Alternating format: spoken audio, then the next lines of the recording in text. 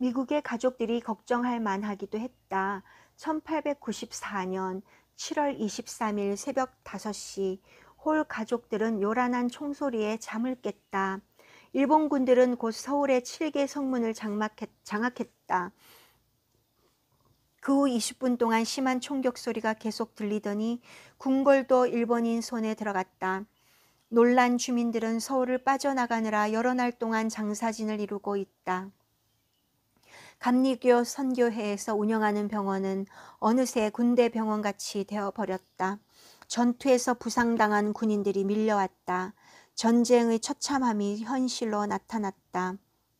닥터 스크랜턴은 그해 여름에 닥터 홀의 노력을 이와 같이 기술하고 있다. 지금 닥터 홀은 의사, 간호원, 약제사, 안내역까지 혼자 다 맡고 있다. 그는 환자를 돌보는 타고난 재능이 있다. 대개 사람들은 복잡한 일을 할 때면 혼동하는 예가 많은데 그는 지칠 줄 모르게 일하면서도 정확하다. 요즘 그는 서울의 병원에서 쉬지 않고 일에만 전념하고 있다.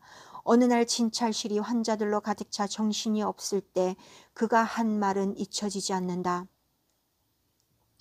닥터, 나는 이 일을 얼마나 좋아하는지 모릅니다. 한평생을 이런 식으로 사람들을 도우며 살 수 있다면 얼마나 기쁜 일이겠습니까? 닥터 홀은 환자들을 치료할 때 사랑과 동정심으로 가득 차 있다. 그는 친절함이야말로 하나님이 주신 가장 큰 무기임을 터득한 사람이다. 그는 이 비결로 현실에서 기적을 낳듯 치료 효과를 낳는다. 동학군들은 북쪽에서 청국군, 남쪽에서 일본군의 공격을 받아 결국 분쇄되었다. 동학운동의 지도자 2사람이 처형됐으며 이들의 추종자 수천 명들이 목숨을 잃었다. 그뿐 아니라 이 난리는 청국과 일본이 서로 전쟁을 할 수 있는 구실이 되었다. 두 나라는 벌써부터 이런 순간이 오기를 기다리고 있었다. 이들은 서로 조선을 통치하려고 노려왔던 것이다. 1894년 9월 15일 토요일 평양에서 큰 전투가 벌어졌다. 이것은 청일 전쟁의 전환점이었다. 일본은 전승국으로 부상했으며 청국군들은 평양에서 패주하여 조선으로부터 물러갔다. 이 전쟁으로 일본의 시모네세키에서 평화조약이 체결되었다. 청국은 일본의 요구대로 일본의 유리한 교역 약정과 일본에게 4개의 새로운 항구들을 개항한다는 조건을 들어주었다. 그 외에도 청국은 대만, 펑우제도, 만주 남쪽의 라오뚱 반도를 양도했다. 이에 대해 러시아, 독일, 프랑스가 항의를 하자 일본은 할 수 없이 이 반도를 중국에 돌려주는 대신 보상금을 더 올려받았다. 시모노세키의 조약은 조선이 청국의 속국이라는 틀에서 벗어나게 한 대신 조선에 대한 일본의 영향권을 증가시켰다. 일본은 즉시 스스로 조선 정부의 고문 역할에 나섰다. 동학들에게 원망의 대상이 되었던 이씨 정부의 구조를 개편하기 시작했다. 우편, 철도, 전신이 일본의 손으로 넘어갔다. 새로운 법률과 법규가 갑작스레 만들어졌다. 이러한 급변은 조선 사람들에게 잘 용납되지 않았다. 오히려 저항을 불러일으켰다. 닥터 홀은 장로교의 모페트 목사, 리 목사와 함께 10월 초순 흩어진 양떼들이 있는 신자들이 있는 평양으로 돌아갔다. 심한 전쟁에도 불구하고 이 작은 기독교 사회는 감리교 선교회의 건물들을 잘 관리하고 있었다. 그러나 장로교에 속한 건물과 물품들은 완전히 파괴되고 없어 장로교회 동료 선교사들은 닥터홀의 집에서 거주했다. 닥터홀과 장로교 선교사들은 전쟁을 취재하러 나온 외국 기자 2사람을 평양에서 만났다. 한 사람은 뉴욕 월드지의 크릴맨이었고 또 한 사람은 런던 스탠더드지의 프레드릭 빌리어스였다. 닥터홀은 이들에게 편의를 제공하면서 전쟁이 남긴 상처를 이렇게 기록했다. 10월 8일 몇 군데 전쟁터를 가보았다. 아직도 청국군들의 시체가 깔려 있었다. 어떤 것은 땅 위에 노출되어 있거나 흙을 약간 그 위에 뿌린 정도였다. 지독한 악취가 났다. 참상은 말로 표현할 수 없을 정도다. 이 전투에 천국군 1만 4천 명과 일본군 1만 명이 동원됐다고 한다. 전쟁 중 평양감사 민씨는 도망을 갔다고 한다. 그의 가마가 구덩이 속에 뒤집힌 채로 뒹굴고 있었다. 닥터홀과 장로교 목사들이 서울을 떠난 것은 10월 1일이었으며 별 어려움 없이 평양에 도착했다. 이 여행에서 보낸 편지를 통해 전쟁의 상처를 생생히 볼 수 있다.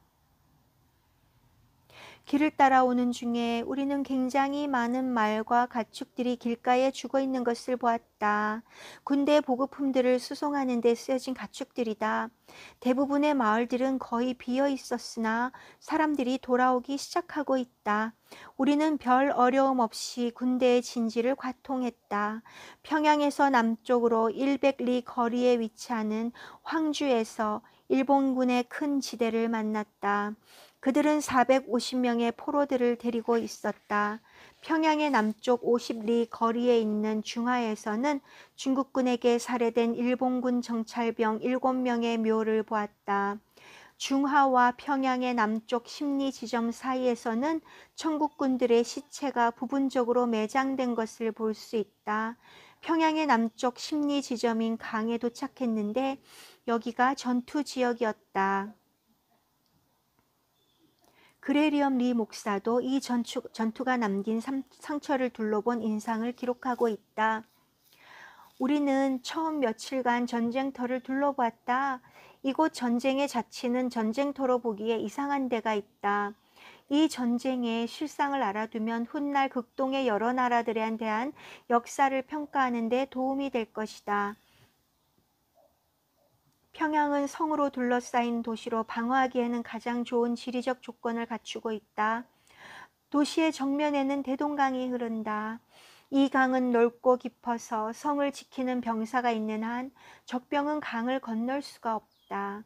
북쪽의 성벽 안에는 수백 피트 높이의 언덕이 하나 있다. 그 위에 올라서면 주위의 먼 곳까지 잘 볼 수 있다. 이러한 수비 요건을 갖추고 있어 방어군이 지키는 한 어떠한 적병도 이 성을 함락시킬 수 없다. 청국군들은 평양에 40여일간 주둔했으므로 진지를 구촉할 시간이 충분했다. 청국군은 일본군이 주로 정면 공격을 하여 강 건너편에서 넘어올 것으로 예상하고 그 대비를 잘 했다. 그러나 일본군은 이틀 동안 상대의 주의를 끌기 위해 대포를 강 건너편에 계속 주둔시키면서 한편 2개 사단 병력을 몰래 평양성 뒤로 이동 공격할 준비를 갖췄다. 9월 15일 이른 아침 모든 준비를 완료한 일본군이 3면에서 공격을 시작했다. 청국군은 하나씩 요새를 빼앗겼다. 밤이 되기 전에 모든 요지는 일본군이 장악하게 되었다.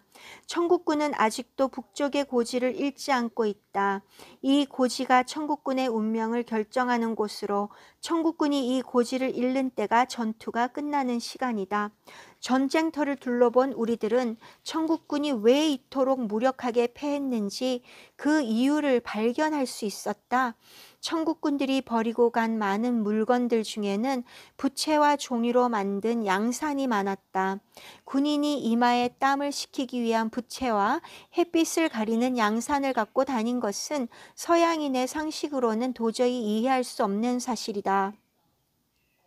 청국군은 크롭 대포와 현대식 장총과 같은 좋은 무기도 가지고 있었으나 동시에 하등에 쓸모가 없는 옛날 무기도 장비로 가지고 있었다. 이 전쟁터에서 나는 두 손으로 드는 큰 칼을 하나 주었다. 칼날의 길이는 2피트 정도인데 손잡이의 길이는 4피트나 된다.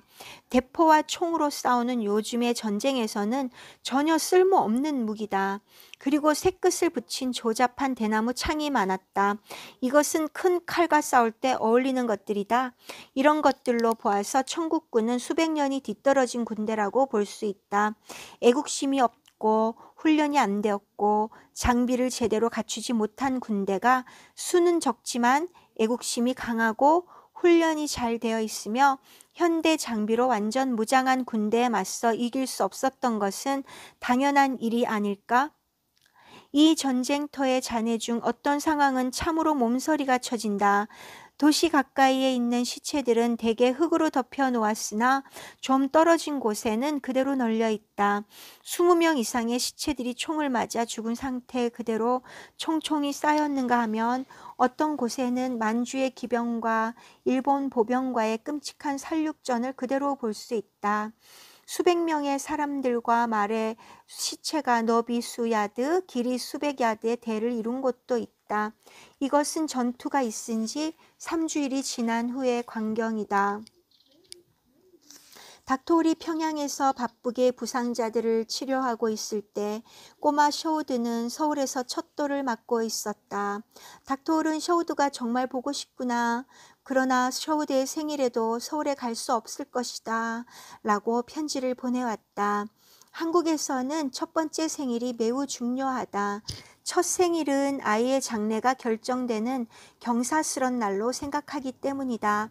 셔우드의 첫 돌을 축하하는 아이들과 어른들이 초대되었고 조선 풍속대로 아이가 평생의 직업을 선택하는 장면이 연출되었다. 아기의 장래를 상징하는 여러 물건들을 방바닥에 펼쳐놓고 셔우드를 내려놓았다. 초대된 어른들은 셔우드가 어떤 물건을 잡을 것인지 걱정스럽게 보고 있었다. 거지를 상징하는 넝마로 만든 인형, 교사를 상징하는 예쁜 책, 목사를 상징하는 성경책, 농부를 상징하는 장난감팽이 등과 함께 가장 매력 없는 청진기도 놓여 있었다. 그런데 셔우드는 다른 물건들은 다 제쳐두고 그 조그만 손으로 청진기의 고무 호스를 잡았다. 축하객들은 잘됐다고 웃었다. 홀 부인도 회심의 미소를 감추지 못했다. 그 다음에 서양 풍속대로 아기가 다른 사람들의 도움을 받아 케이크에 촛불을 껐다. 이때 모두 해피 버스데이를 부르며 즐겼다. 닥터홀은 밤낮을 가리지 않고 평양에서 환자들과 부상자들을 돌보고 있었다. 그는 대나무 침대로 환자를 실어 날랐다. 그의 기독교인 동료들은 이 들끝을 나르는 일을 맡아주었다. 그는 학생 13명으로 시작한 광성학교를 다시 열고 조선인 기독교인들과 함께 매일 밤 예배를 드렸다. 그러나 이런 계속된 강행군으로 닥터홀의 건강은 나빠지기 시작했다. 그 당시 닥터홀과 함께 있었던 모페트 목사는 그의 건강이 악화되는 과정을 지켜보았다. 지난해 여러 번 평양을 왕래하면서 너무 심한 혹사를 당해 그의 건강은 많이 약해져 있었다. 그래서 그는 전쟁터였던 이 도시 안팎의 극히 비위생적인 환경에 저항할 힘을 잃게 되었다. 시체가 썩는 냄새, 가축들의 잔해가 곳곳에 널려 있어서 어느 곳으로 가든지 이런 것들을 계속 만나게 된다. 악취와 불결함은 말로 표현하기 힘들 정도다. 우리들은 말라리아를 앓았다. 닥터홀의 병세가 더욱 심해져 우리는 관리들의 도움을 받아 일본의 교통수단을 이용 서울까지 가도록 조처했다. 우리는 대동강을 따라 40마일쯤 내려가서 약 600명의 병든 군인들을 실은 배를 탔다. 군인들은 이질이나 각종 열병들을 앓고 있었다. 우리를 실은 배가 제물포에 도착했을 때 닥터홀은 열이 다 내린 것 같았다. 그런데 그 후 발진 티푸스에 걸린 모양이다. 제물포에서 하루를 지났을 때 그의 병세는 상당히 좋아진 것 같았는데 강을 따라 서울로 올라갈 작은 기선을 기다리는 동안에 다시 열이 계속 올라가는 것이었다. 배는 오후에 출항했다. 어둑할 무렵 강화도 건너편 지점에 도착하였으나 거기서 배가 암초에 걸려 거의 다 뒤집혀지게 되었다. 필사적인 노력을 기울였으나 배는 움직이지 않았다. 우리는 닥터홀을 해안으로 옮겨놓는 수밖에 별다른 도리가 없었다. 조선집 오두막살이에 그를 눕혀두고 돛담배를 찾았다. 새벽이 되어서야 겨우 배를 구했다. 느린 항진 끝에 서울에 닿은 것은 그 다음 날 아침이었다. 거기에서 닥터홀은 아내에게 맡겨졌다. 의사들은 온갖 노력을 다했다. 우리는 그가 회복되기를 기원했다. 홀 부인이 친구에게 보낸 편지를 보면 닥터홀이 병든 몸으로 도착한 때의 모습이 어떠했는지를 알 수 있다. 11월 19일 월요일 아침 왕진을 가려고 약을 챙기고 있는데 그가 도착했다는 연락이 왔다. 나는 급히 아들을 안고 뛰어나갔다.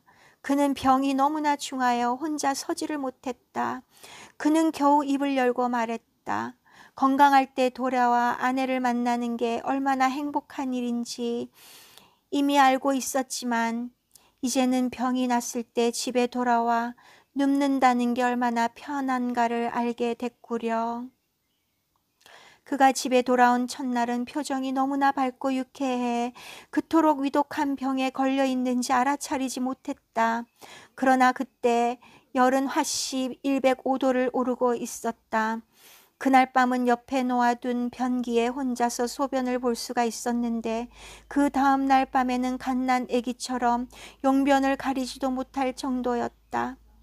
수요일 아침에는 연필과 종이를 가져오라고 하더니 노블 씨에게 이번 여행 중에 쓴 비용을 항목별로 알려주었다. 그 외의 다른 회계 기록은 그의 기록책에 있다고 말했다. 그는 이런 지경에서도 공무에는 철저했다. 공무가 끝나자 그는 이제 죽든 살든 내가 할 일은 다 끝냈다. 하나님의 뜻이 날 원한다면 더 오래 일하고 싶다라고 말했다. 그는 이미 말하는 것조차 힘들었다. 우리는 그가 하는 말을 알아듣기 어려워지기 시작했다.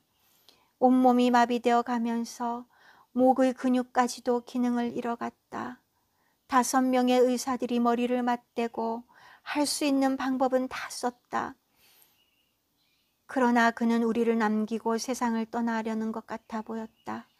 내가 그의 곁으로 가까이 갈 때마다 그는 나를 얼마나 사랑하는지, 우리들의 사랑은 영원히 계속될 것이라는 점을 말하려고 했었다. 그는 내 뱃속의 또 하나의 생명에 대해서도 물었다. 내가 아주 튼튼한 것 같아요. 샤워드 때보다 오히려 더 심하게 움직여요. 라고 대답하며 미소를 짓곤 했다. 목요일 아침 그는 무엇을 쓰려고 연필과 종이를 달라고 했으나 너무나 힘이 없어서 글을 쓰기가 불가능했다. 그에게 있어 가장 큰 좌절감은 그의 가슴에 벅차도록 남겨있는 말을 하지 못하는 점인 것 같았다. 그의 눈은 슬픈 듯이 나를 바라보았다. 그가 할 수 있는 것은 당신을 사랑하오 라고 겨우 띄엄띄엄 한마디 할 수 있는 것뿐이었다. 오후가 되자 그는 꼬마 샤워드를 데려와 달라고 했다. 그는 사랑하는 눈으로 샤워드를 바라보았다. 미국에서나 조선에서나 아이들의 친구라고 불렸던 그였는데 자기의 하나뿐인 아들과는 말 한마디도 나누지 못한 채 영원한 작별을 고하려 하고 있었다.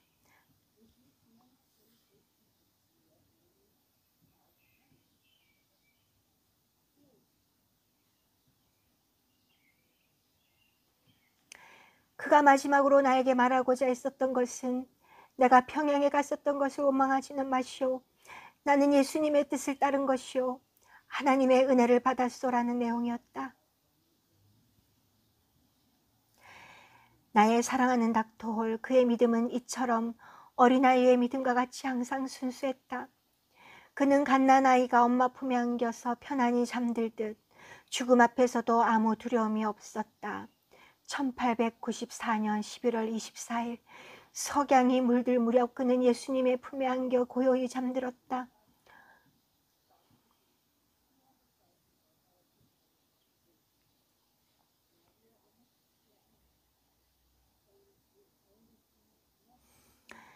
영원한 안식일에 다시 깨어날 때까지 편안히 잠자기 위해 그가 떠나던 날 오후 그의 두 눈은 계속 나에게 두 손을 잡아달라고 원하는 것 같았다. 나는 그의 두 손을 잡고 있었다. 그는 나에게 두 손을 잡힌 채 조용히 떠났다. 나는 사랑하는 그의 두 눈을 감겼다. 그러나 그의 눈이 다시는 나를 더 이상 바라볼 수 없다는 생각이 들어 그의 두 눈을 다시 뜨게 하고 마지막으로 오랫동안 그 눈을 바라보았다. 그 눈들은 아직도 밝고 너무나 맑아서 마치 살아서 나를 쳐다보는 듯하였다.